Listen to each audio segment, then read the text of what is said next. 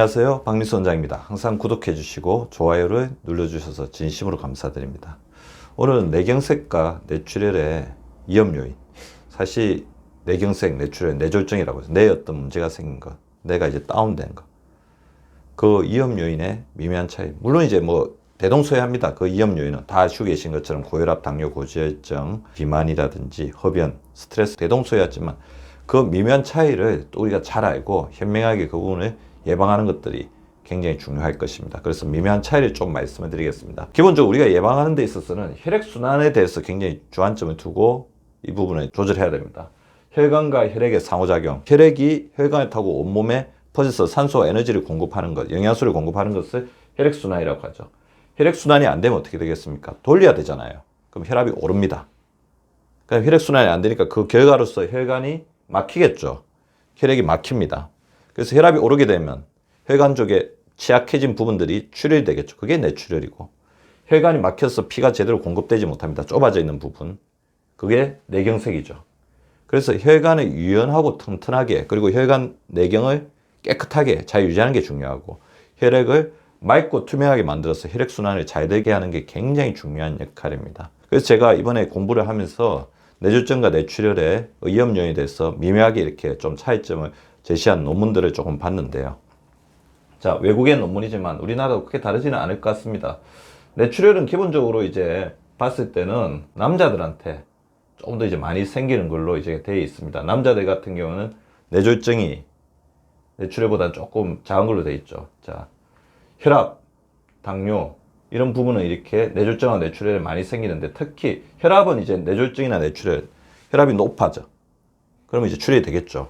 그러면 혈압이 높다는 거는 항상 혈압이 높게 유지가 안 됩니다. 혈압이 높았다 안 됐다, 높았다 안 됐다. 그리고 혈관을 계속 손상시키기 때문에 뇌졸중일 때도 혈압 높은 부분은 영향을 미칩니다.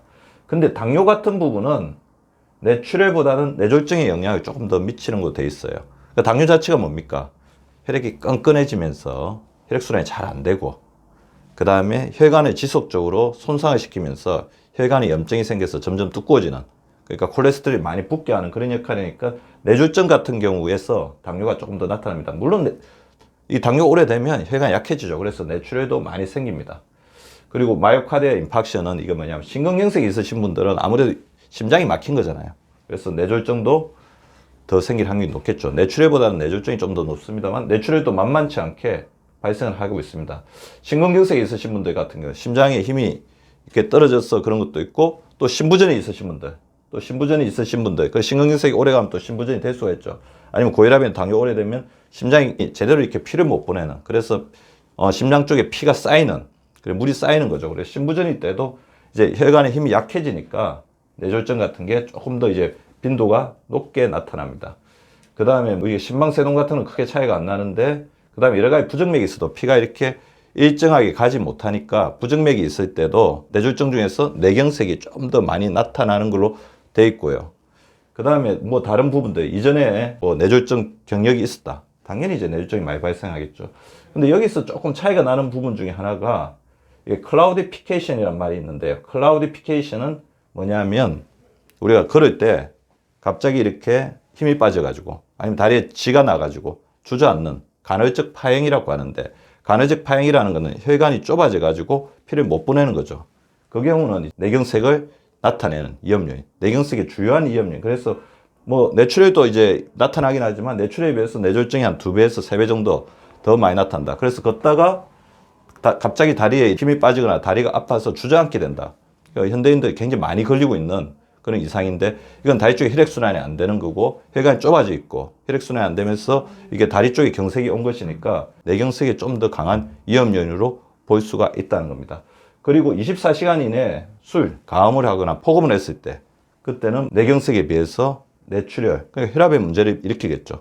그러니까 뇌출혈 한 3배 정도. 종합을 해보면 우리가 걸을 때 간헐적 파행, 혈액의 원활한 공급이 안 됐을 때는 오히려 이런 위험 요인 자체는 뇌졸중을 좀 더 시사하는 소견이고, 24시간 이내에 이제 폭음을 하거나 가음을 했다, 술을 드셨다, 그런 것들이 뇌출혈, 혈관 질환이 있으면서 뇌졸중의 위험 요인이 있으신 분들 중에서는 뇌출혈 쪽에 조금 더 위험 요인을 가는 그 경향을 볼 수 있습니다. 따라서 술을 드시고 나서 그 다음날 혈압이 많이 오른다, 그랬을 때는 굉장히 주의를 해야 된다는 거죠. 그래서 지금 뇌졸중과 뇌경색과 뇌출혈의 어떤 여러 가지 증상들 보면 두통은 뭐 당연히 이제 뇌출혈 쪽이 많습니다. 뇌압이 올라가기 때문에 뭐 토하는 것 그런 것도 많겠죠. 그 다음에 뇌 부위를 막아서 그 부분을 기능을 못하기 때문에 그런 부분은 뇌졸중에서 조금 더 많이 나타난 것으로 되어 있습니다. 뇌졸중에 비해서 뇌출혈 때 수축기 혈압, 이항기 혈압이 더 올라가 있는. 근데 혈압이 많이 올라가게 되면 아무래도 이제 뇌출혈의 위험 요인으로 더 크게 작용할 수 있다는 겁니다. 상대적으로 뇌졸중은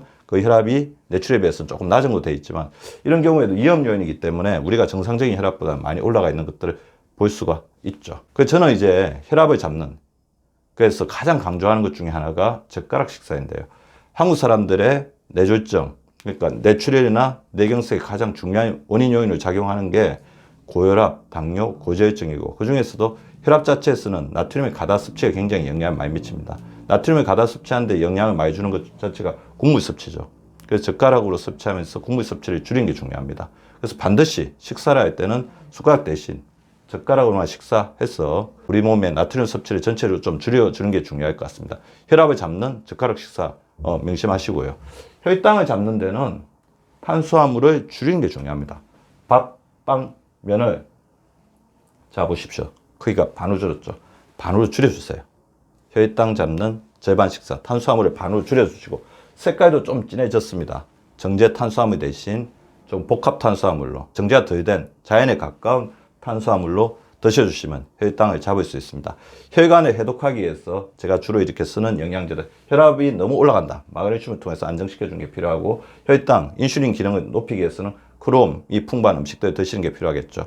콜레스테롤이 올라갈 때는 오메가3가 풍부한 뭐 생선이라든지 견과류를 통해서 콜레스테롤, 특히 중성지방을 떨어뜨려주는 게 중요할 것 같고요. 호모시스테인, 혈관 염증 인자가 올라갔을 때는 비타민 B를 통해서 해독시켜주는 게 필요합니다.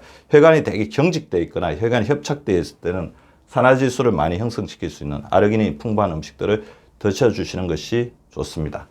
혈관을 튼튼하게, 혈액을 맑게 해야지 혈액순환이 잘 되고 뇌졸중이나 뇌출혈을 예방할 수 있는데요. 술 마신 다음 날은 특히 이제 혈압 관리에 유의하십시오. 혈압이 유의하게 높다면 담당 주치의 상에서 혈압을 강화시키는 게 필요할 것 같고요. 지속적으로 다리에 저린 증상이 있다면 혈당 관리에 유의하고 고지혈증을 체크해서 이런 부분이 뇌졸중, 특히 뇌경색 위험 요인 되지 않도록 하는 게 중요합니다. 아까 말씀드렸던 이상 증상, 이전에 어떤 이상 증상이 있다면 즉각적으로 의료진을 만나서 해결을 하시기 바랍니다. 골든타임을 놓쳐서는 안 됩니다. 구독과 좋아요는 박미수 박사 TV를 지속시키는 생명력입니다. 많이 구독해 주시고 좋아요를 눌러 주시기 바랍니다. 항상 감사드립니다.